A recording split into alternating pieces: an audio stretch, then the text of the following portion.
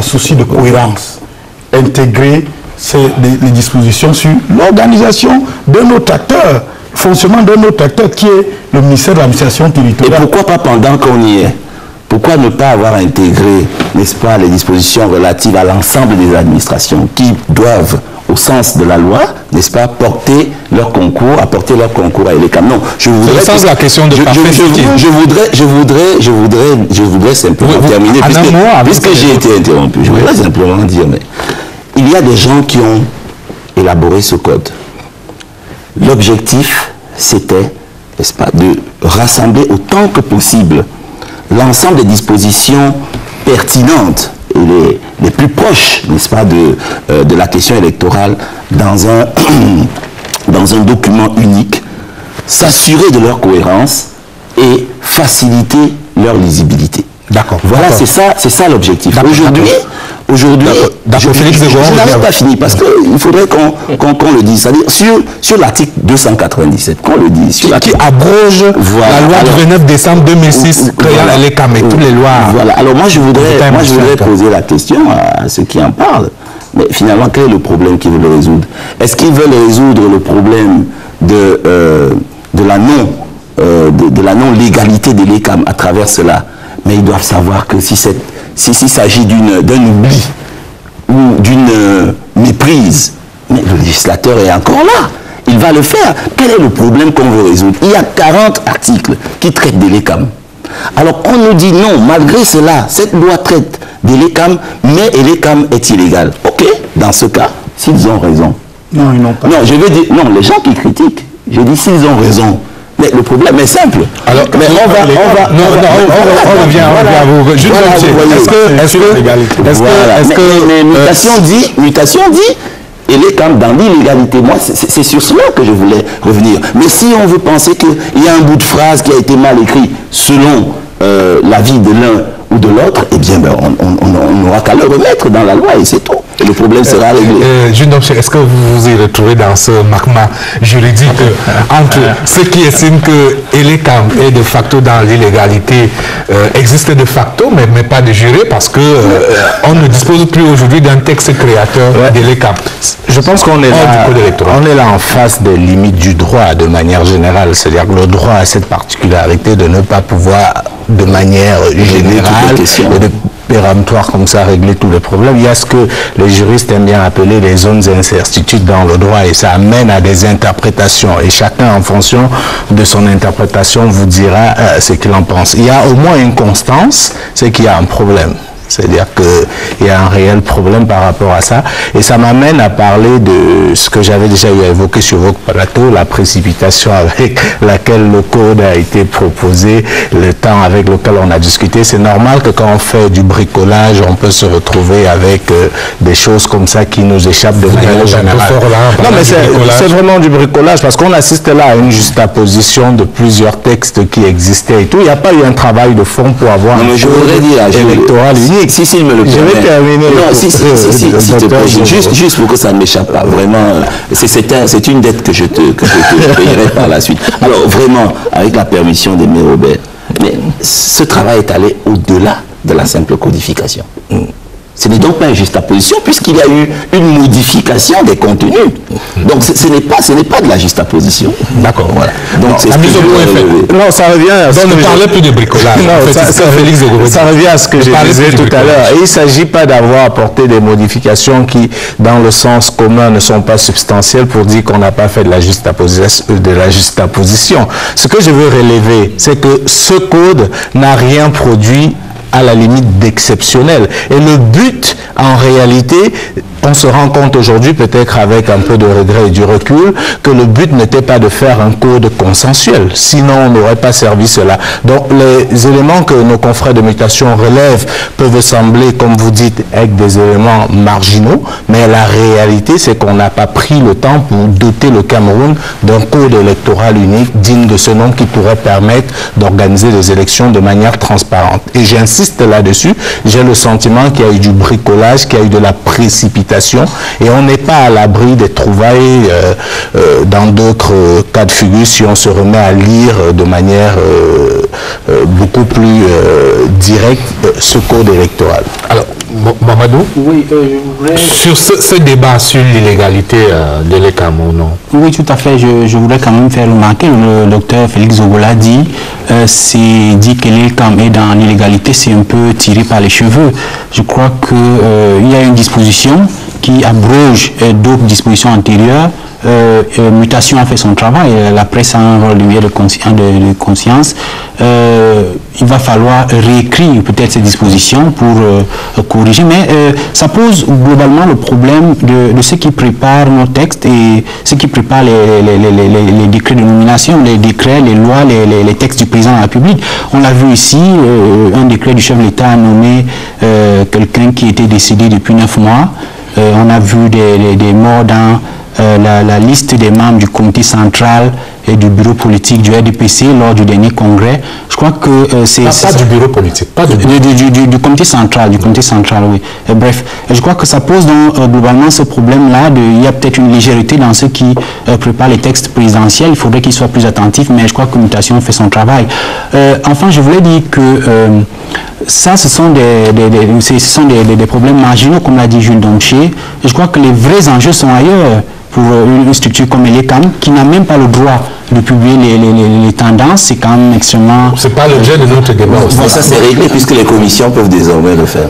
Non, je pense, Robert, qu'il n'y a pas, comme dit le docteur Frédéric, un problème de légalité de l'ECAM. Je ne veux pas que le débat soit à ce niveau.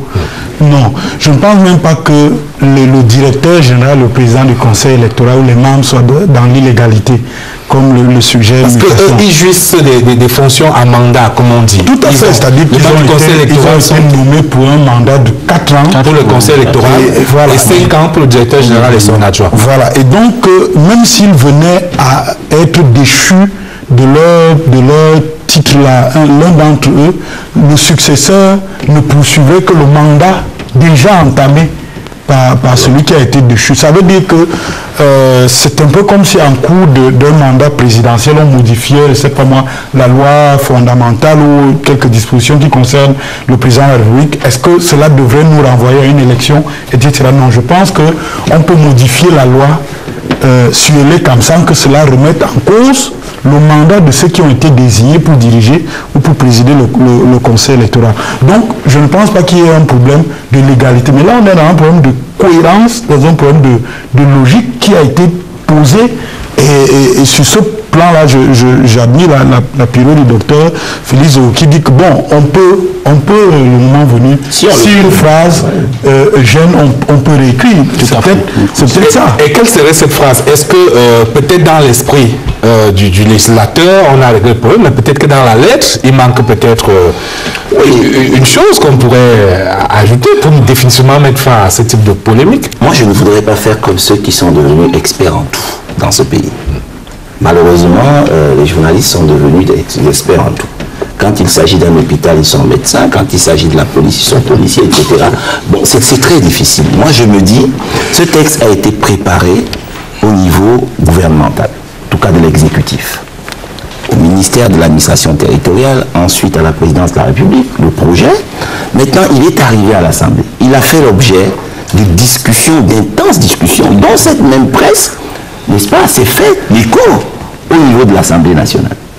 Article par article, avec, n'est-ce pas, un ton d'une véhémence jamais vue. Alors, il est sorti de là, ce texte-là. Il est sorti de là, il est allé en plénière. Il a fait l'objet d'un vote en plénière au cours d'une session extraordinaire qui n'était consacrée qu'à l'examen de ce texte. C'est qu'ils sont infaillibles. Cette chaîne est infaillible. Non, je me dis, ces gens qui sont plus aptes que nous, n'est-ce pas, à faire ce travail, ont certainement vu ces questions aujourd'hui. Quand on dit mutation, il y a un agité, un activiste, qui est très connu, qui écume les plateaux et qui est allé voir des journaux, plusieurs journaux, d'autres lui ont opposé une fin de non-recevoir, mutation à Cruydon, n'est-ce pas, de se faire l'écho de cet activiste qui est très connu, c'est pas la peine de rappeler qui il est, là-dessus. Voilà, la réalité c'est cela. Ce n'est pas, n'est-ce pas, une enquête qui l'a démontré ou un consensus qui s'est dégagé. Alors, donc, oui, et on connaît, n'est-ce pas, ce qu'attend un journal. C'est normal. D'accord. N'est-ce pas, créer un buzz sur une question qui était en train de s'estomper. Je veux dire, nous faisons, moi je préfère faire confiance à ceux qui ont écrit ce texte, qui l'ont examiné et qui n'étaient pas tous des amis, n'est-ce pas, du régime en place. Et je voudrais dire même que, vous savez très bien que sur ce texte, ceux qui l'ont le plus critiqué et amendé à l'Assemblée nationale sont les députés du RDPC. Il y a même une disposition sur le mandat impératif qui, à un moment donné, posait un problème de constitutionnalité qui a été, n'est-ce pas, qui a été sorti du projet grâce à des députés RDPC. Je préfère leur faire confiance. Mais maintenant, si cela doit poser vraiment un problème, n'est-ce pas, vous savez, si je prends la loi sur la presse en France, elle a déjà été modifiée, je pense, 400 fois. C'est entendu, Jules Domché. En un mot. Enfin, en un mot, je veux dire, je ne comprends pas l'acharnement du docteur sur les journalistes. Ce n'est pas un acharnement, c'est un constat. Je comprends pas qu'on puisse reprocher aux journalistes de s'intéresser à des choses. Au contraire, Jules. Si je voudrais rassurer Jules. Ça rentre dans la norme du travail journalistique. C'est normal qu'un journaliste regarde ce qui dérange.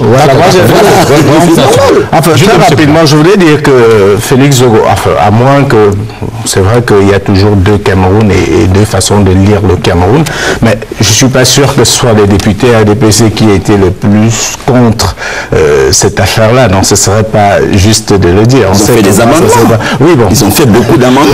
Oui, parce que le texte, en lui, il faut reconnaître une chose, et je crois que là on va se rejoindre. Le projet qui est arrivé, c'était du grand n'importe quoi. Au moins là, on est d'accord. S'il était correct, pourquoi l'avoir envoyé à l'Assemblée?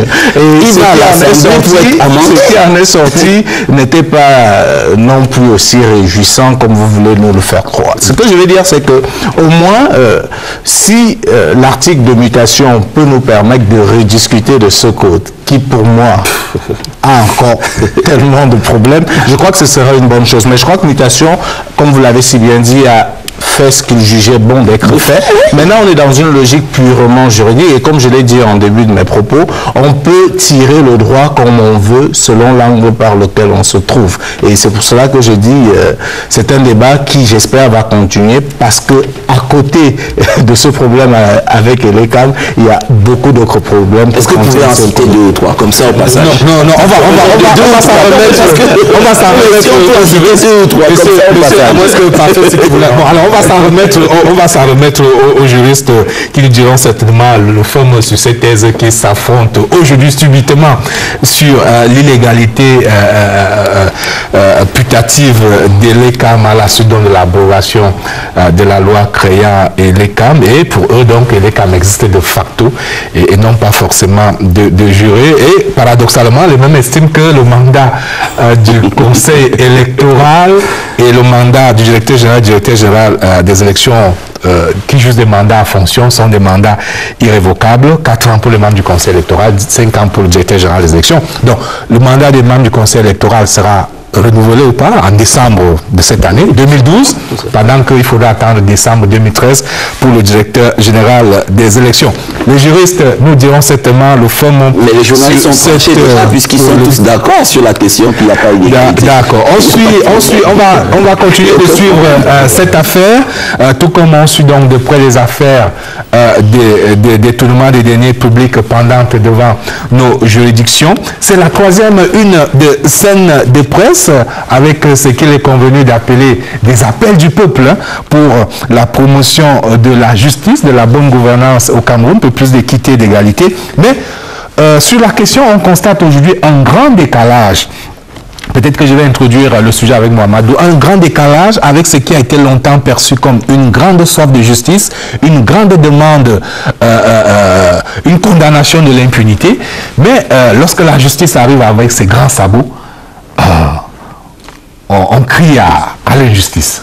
Oui, je crois que le désintérêt qu'on constate déjà des populations vis-à-vis des arrestations est surtout dû au fait que je crois qu'il y a ça ne passionne plus vraiment. Je crois que même quand vous allez dans les tribunaux pendant les procès, les gens ne sont plus aussi nombreux à venir voir les anciens ou responsables qu'on juge là-bas. C'est plus vraiment une mobilisation. Je crois que c'est beaucoup plus dû. Hein, c'est beaucoup plus dû au fait que depuis que les opérations ont été engagées en 2006, pour parler précisément de l'opération Épervier, l'argent n'a pas été véritablement rapatrié. Nous savons qu'il y a eu des commissions, la commission de Collins, il y a Maître Jacques Vergès qui était ici, qui était censé aller en Europe, rapatrier les fonds détournés par ces hauts responsables. Mais jusqu'ici, l'argent n'est pas revenu. Donc,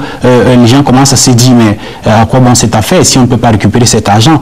Et entre-temps, on voit la corruption qui continue. Je crois que l'ANIF, l'Agence nationale d'investigation financière, a publié un rapport qui disait qu'en 2008, il y a près de 240 milliards de francs CFA qui ont été détournés pendant que les ministres Olandena, Abba et l'ancien secrétaire général Mebara étaient arrêtés. On constate qu'il y a des détournements sur la route à Ayos Bonis. On constate qu'il y a des détournements dans la filière maïs. Donc, les détournements continuent. Des présomptions de détournement. Bon, les présomptions de détournement. Mais je crois quand même, mais je crois que la CONAC... l'ANIF a rendu un rapport qui a été repris dans le rapport de la CONAC. Donc je crois que déjà ce sont quand même des institutions crédibles. Quand elles publient un rapport, c'est basé sur des éléments concrets. Donc je crois que c'est donc dû à deux choses. D'abord l'argent qui ne revient pas, et ensuite on constate que les détournements continuent d'après des institutions comme l'ANIF, comme la CONAC, etc. Voilà. Alors sur ce décalage aujourd'hui parfait Seki entre ce qui crie à l'impunité et qui aujourd'hui parle parfois de jugement d'autorité. Mais c'est parce que voulons-nous, que veut la société camerounaise finalement? C'est quand même parce qu'à l'épreuve des faits, l'opération a laissé apparaître quelques failles. La dernière, on a vu ça dans la revue de la presse, c'est quand même la récusation du juge d'instruction Pascal Maniag-Mabé par un accusé, Mara Fami Douaya, pour des raisons qu'il a évoquées avec quelques éléments de preuves, entre guillemets, des preuves du point de vue de Mara Fami Douaya. Et donc, on fera un premier jugement pour savoir est-ce que c'est vrai, est-ce que ce juge a pu faire ça. Donc on va perdre du temps. On va discuter de la crédibilité de ce juge, on va discuter de l'impartialité de ce juge. Donc ça va remettre encore en question le travail de la justice dans cette affaire. Donc ce sont ces failles qui sont en train de tenter de trahir le noble objectif de l'opération Épervier. Et ça fragilise l'opération, ça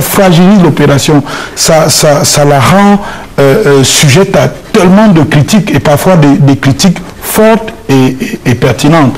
Moi, je crois que le débat que l'on veut faire sur est-ce qu'on doit continuer à lutter contre la corruption, est-ce que c'est une opération d'épuration politique, etc. Je crois que ce débat-là ne naît que parce qu'on n'a pas correctement pu conduire cette opération, attraper tous ceux qui sont présumés de détournement, les traduire dans un délai raisonnable, qu'ils aillent en prison s'ils sont convaincus de quelques fautes, de responsabilité, de culpabilité ou de complicité, qu'ils remboursent de l'argent si on découvre à travers des investigations qu'ils ont des comptes dans des paradis fiscaux ici au Cameroun ou ailleurs. On n'a pas pu le faire, et alors il faut désormais prendre les coups. Alors sur la ligne directrice de cette campagne d'assainissement de la vie publique, je vous propose un extrait d'une attitude du chef de l'État. C'est presque un discours marqueur aujourd'hui. C'était du haut de la tribune du 3e congrès ordinaire du RDPC, dont Félix Zoro garde d'excellents souvenirs. Je vous propose d'écouter le président Paul Biya sur la lutte contre la corruption.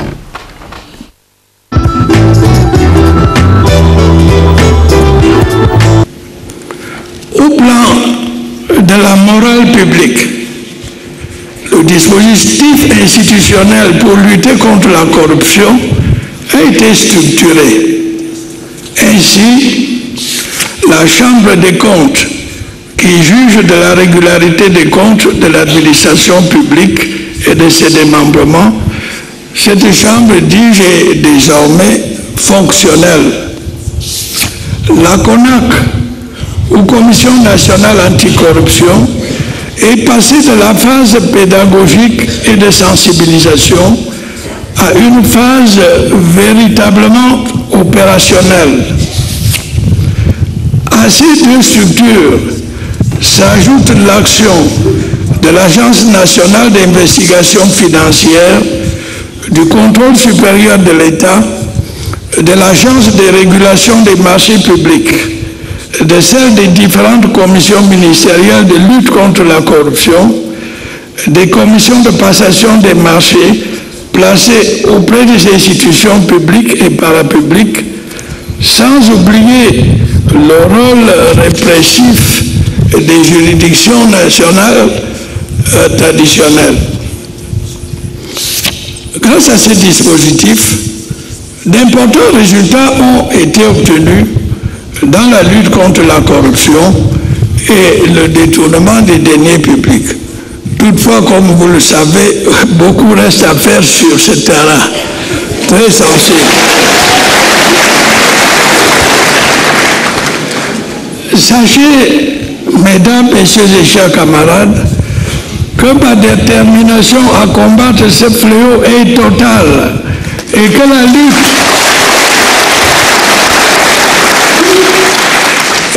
lutte contre la corruption va se poursuivre en s'intensifiant.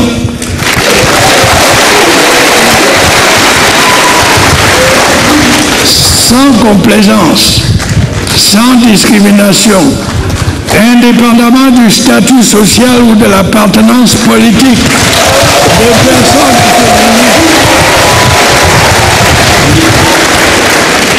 personne ne pourra se considérer comme étant au-dessus des lois.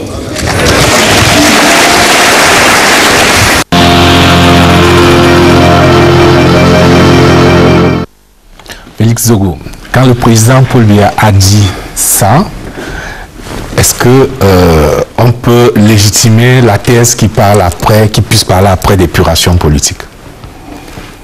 Mais je pense que même s'il ne l'avait pas dit, on n'aurait jamais pu légitimer une telle action par une épuration politique. Il l'a dit au Congrès. Il l'a toujours dit. Après le Congrès, il a continué de le dire. Et lorsque cela se passe, on parle d'épuration politique. Mais de quelle épuration politique parle-t-on? S'il est un parti politique au Cameroun, où l'on sait qu'il ne peut pas y avoir de concurrence, si on veut parler de la candidature à l'élection présidentielle, tant que vous êtes membre du RDPC, mais le candidat du RDPC est connu. Il n'y a pas de compétition à ce niveau. C'est le président national. Ceux qui n'ont pas souhaité accepter cela sont partis du RDPC.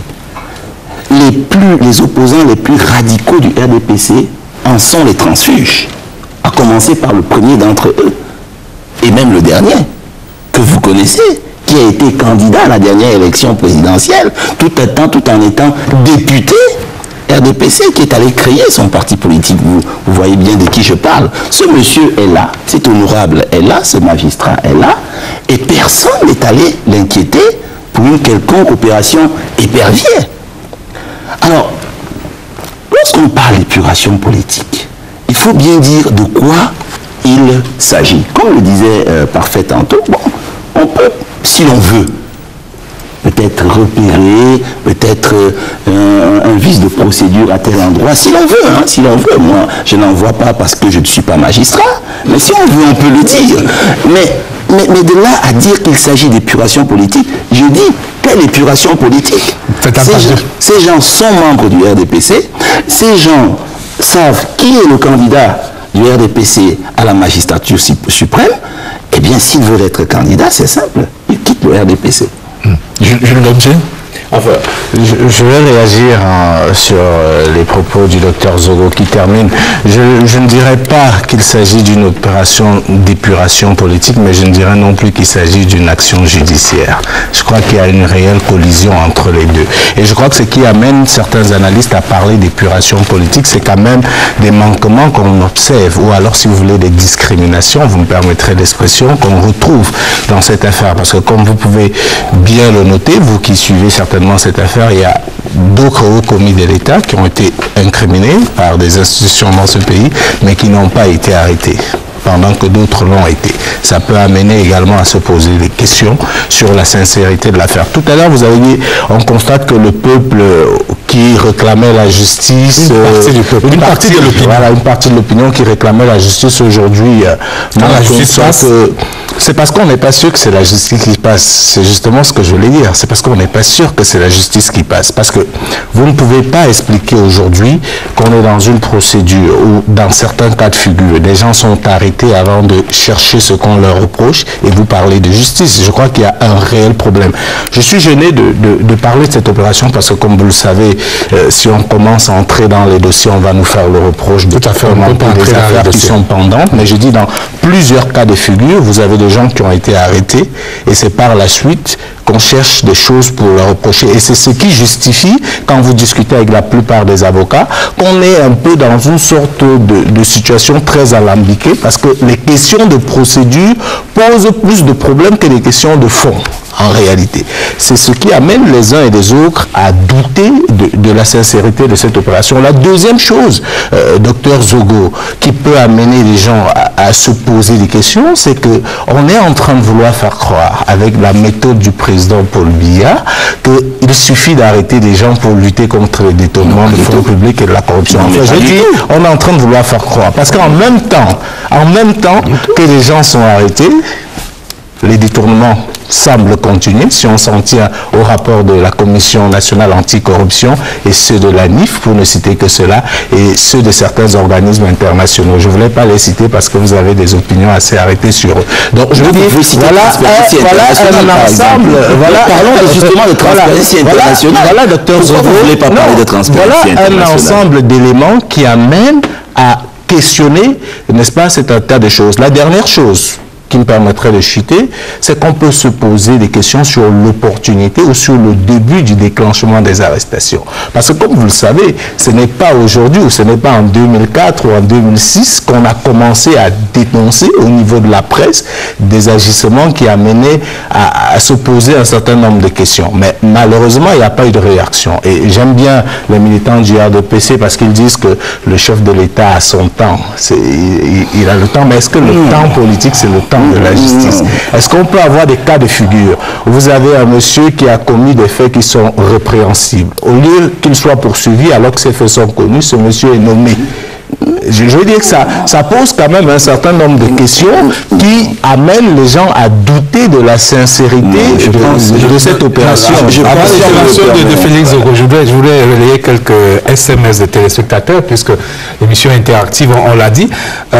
Peut-être question à Mamadou, voilà un téléspectateur qui veut savoir, de votre point de vue, quel est l'acte fort que l'on peut poser pour crédibiliser davantage cette campagne d'assainissement de la vie publique, baptisée et pervue par la presse camerounaise. Le premier acte fort est bien connu, c'est l'application de l'article 66 de la Constitution qui oblige plusieurs responsables gestionnaires de crédit à déclarer leurs biens avant leur nomination et après qu'ils soient démis de leur fonction. C'est le premier acte fort. Tant que ce n'est pas appliqué, on ressentira qu'il n'y a pas véritablement une volonté de combattre. Pourquoi depuis 12-13 ans, je crois, ça va déjà faire que l'article est dans la Constitution. Pourquoi on ne l'applique pas? Il y a des gens qui ont été nommés en 2006 et depuis, il n'y a pas eu de décret d'application. Je crois que le premier acte fort, c'est d'appliquer l'article 66 de la Constitution.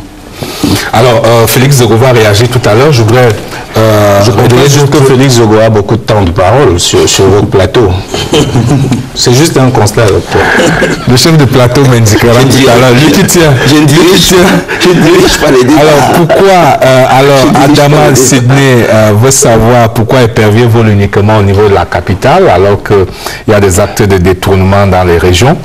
Mais enfin, si je veux répondre à cette question, ça c'est aussi quelque chose qui est répandu entendu. Il faut dire qu'à côté de ceux qu'on peut considérer comme les stars, entre guillemets, de cette opération, il y a des gens qui sont poursuivis tous les jours pour le fait des détournements publics. Hein. C'est pas parce que c'est pas médiatisé. Je veux dire, pour les médias, l'intérêt, c'est qu'on ait arrêté un ancien Premier ministre, qu'on ait arrêté un ancien secrétaire général à la présidence. Mais il faut pas croire que ce n'est que ceux-là qui sont tous les jours devant la justice. Absolument. Alors, oui. C'est pour ça que c'est difficile de dire que c'est une opération d'épuration politique ou alors que c'est seulement la lutte contre la corruption. Parce que vous rejoignez Jules Ndom, Charles? Oui, je rejoins Jules Ndom. C'est parce que techniquement, vous serez incapable d'apporter des arguments irréfutables pouvant dire que c'est une opération d'épuration politique. Moi, je prends le cas qui soulève toute la polémique qu'on est en train de vivre. Attention au cas particulier.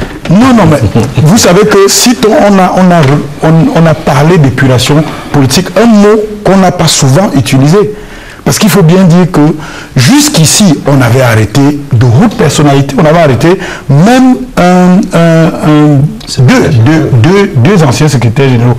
Un premier, bon, il y a fort longtemps, mais un second, je crois, en 2008, mais le mot d'épuration politique n'avait pas été utilisé.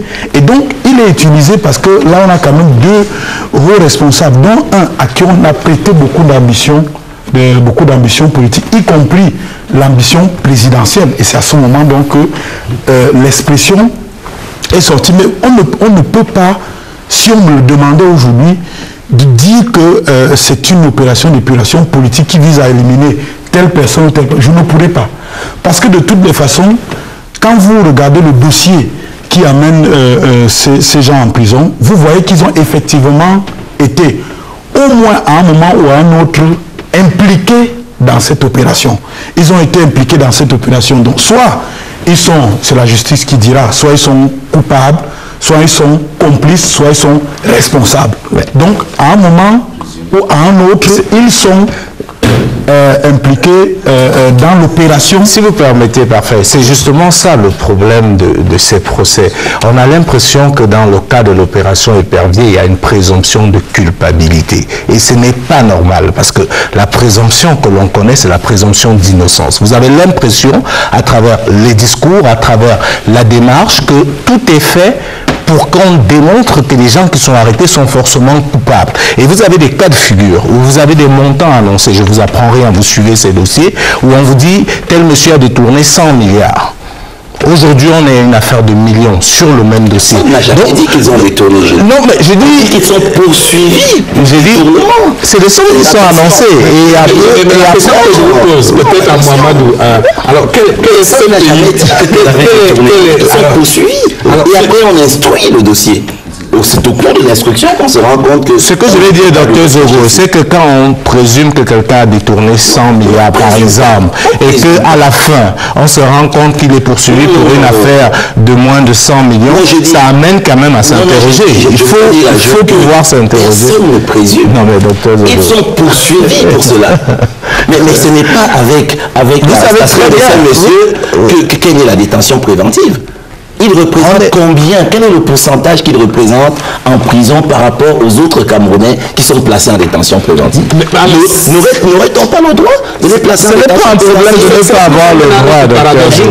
Peut-être à Mohamedou, ce paradoxe. Voici un pays que beaucoup désirent comme corrompu, mais donc où on ne trouve pas de corrupteur finalement, puisque tout le monde est innocent. Je crois que Jules Ndom l'a dit, les montants souvent évoqués au début des procès finissent par se réduire au fil de procès. De quel fait? Pardon? Par le fait de qui?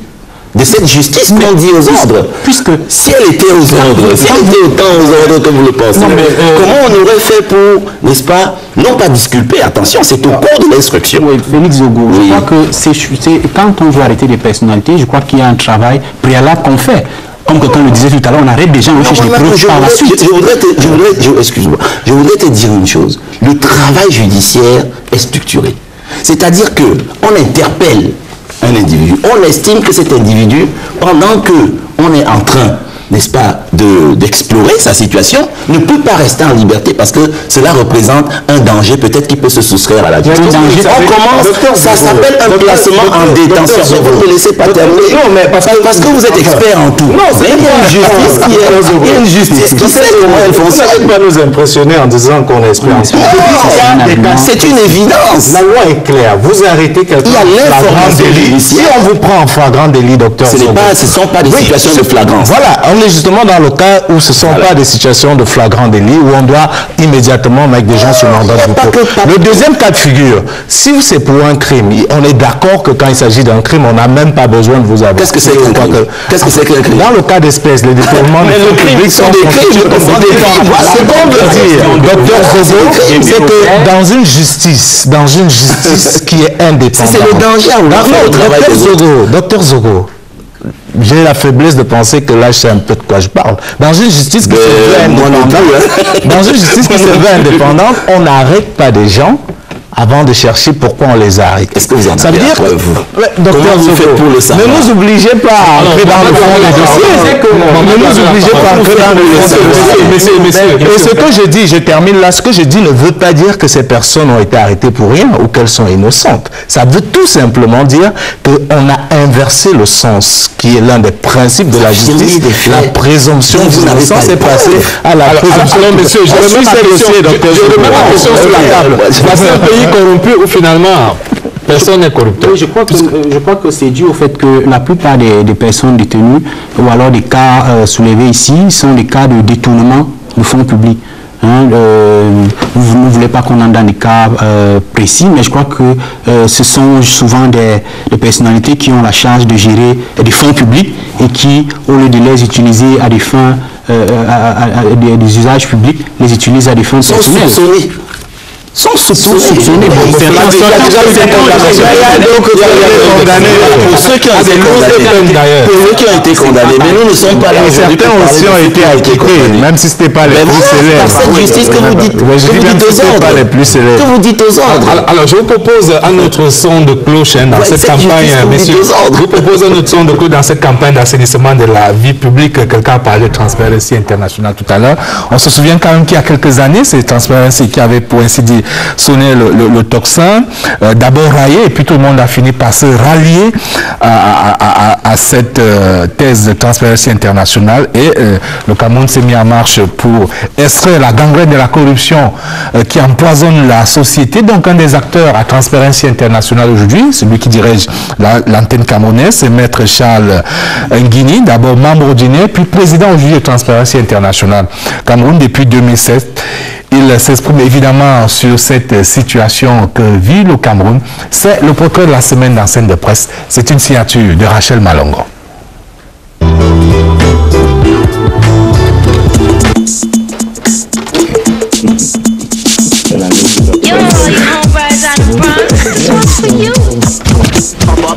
Maître Charles Nguini à la corruption en horreur. À force de dénicher les mains sales et à plaider pour une société sans tâche ou presque, il est devenu au Cameroun une référence quand il est question de transparence. Des rapports virulents sur la corruption et le taux de participation à la dernière élection présidentielle, estimé à 30% par l'ONG qu'il chapeaute, lui ont quelquefois coûté sa réputation. C'est des supputations. À quel moment suis-je devenu un agent étranger? À l'insu des services compétents. Nous sommes des acteurs sociaux. Il faut prendre tout cela. Nous sommes des activistes, certainement. Mais pour le reste, nous disons parfois des choses qui plaisent, parfois des choses qui ne plaisent pas. Alors, c'est facile de mettre des étiquettes. Pendant des puissances étrangères ou non, les mauvaises langues ne sauraient nier les progrès du Cameroun dans la lutte contre la corruption. 146e mondial en 2006, le pays gagne des points et s'arrache le 134e rang en 2011. Les choses se présentent bien mieux qu'il y a 5 ou 10 ans. L'opération Épervier rentre dans le cadre de celle la CONAC, la NIF, la Chambre des comptes, et puis l'intervention un peu plus pertinente, si j'ose dire, du contrôle supérieur de l'État. Toutes ces mesures-là, elles participent du renforcement des mécanismes de lutte contre la corruption. Seulement, les chantiers sont encore nombreux. Après la présidentielle, Transparency International et son chairman se fixent d'autres défis.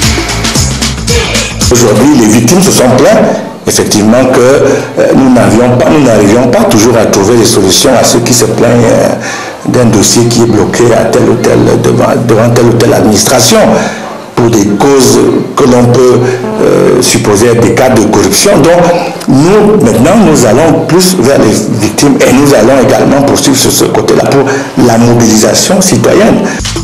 Membre du bureau exécutif de la Fédération camerounaise de football, Charles Nguigny est souvent traîné devant la barre, accusé de ne pas voir la poutre dans son œil. Sa proximité avec cette instance, dont la gestion est jugée calamiteuse par une certaine opinion, a fait les choux gras de la presse. Monsieur Mila, il parle des choses manifestement qu'il ne connaît pas. J'essaie d'améliorer l'image et le fonctionnement de la fédération autant que je peux. Si je ne devais me contenter que d'approcher des gens vertueux, je crois que je n'aurais pas beaucoup de clients. Donc, je suis obligé d'aller vers ceux qui pêchent, à supposer que la fédération soit composée de pêcheurs. Avocat au barreau du Cameroun depuis 22 ans, entre un cursus académique et une carrière sans tracas, la voie semblait toute tracée pour le fils de l'ancien président de la Cour suprême. Marcel Nguigny que vous évoquez, mon géniteur, il a mis les qualités morales à un niveau tel qu'il est difficile aujourd'hui de pouvoir les atteindre. Moi, je ne peux pas dire que je peux les atteindre. Si j'avais voulu être magistrat, je serais certainement un peu à un grade qui correspond à mon ancienneté comme avocat aujourd'hui. Donc,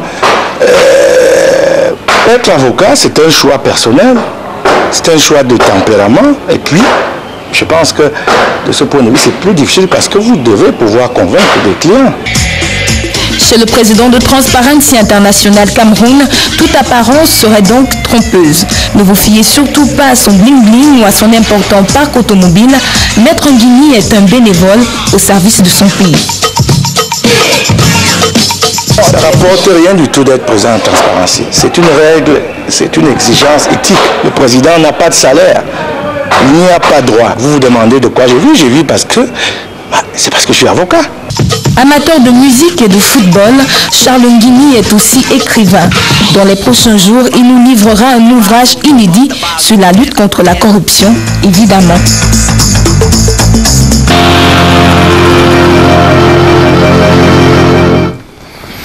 La lutte contre la corruption comme une œuvre décisive. On va faire un dernier tour de table sur la question.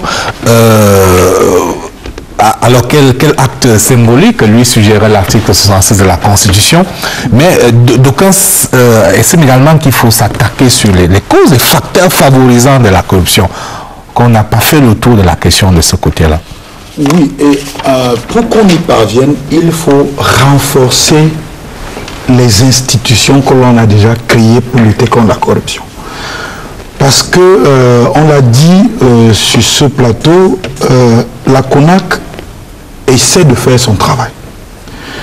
La CONAC, dans un cas précis que l'on connaît bien, qui est le scandale dans le programme Maïs, a mené une enquête, a indexé un certain nombre de personnalités, a demandé leur inculpation, mais ces personnalités sont tranquillement à leur poste aujourd'hui et continuent à travailler le plus normalement du monde. Ça veut dire quoi? Ça veut dire que on estime que le travail que la CONAC fait ne mérite pas le regard, je ne sais pas. Donc il faut renforcer, il faut donner plus de pouvoir, plus de moyens aux institutions que l'on a déjà créées. En plus de, je rejoins mon ami d'en face, en plus de mettre en application l'article 66 de la Constitution. Vraiment, ce serait compléter tout l'arsenal que l'on a déjà mis en place. Oui, enfin, je veux dire, je doute que le régime actuel d'État ait en son sein des armes pour lutter contre la corruption. Parce que vous pouvez pas... Qu'est-ce que le régime fait là? Non, mais c'est pas de la lutte contre la corruption en réalité. Non, mais permettez qu'on parle. Si vous pensez que lutter contre la corruption, c'est arrêter quelques hauts cadres, c'est qu'on est totalement... Oui, mais arrêter tout le monde, si vous voulez, ça n'a jamais vu ça dans un pays. C'est justement ça qui amène à être curieux. Si vous permettez, j'aimerais aller au bout de ma logique. Ce régime a été bâti dans et par la corruption. Ça va être difficile Non, si la branche... Vous êtes libre de ne pas être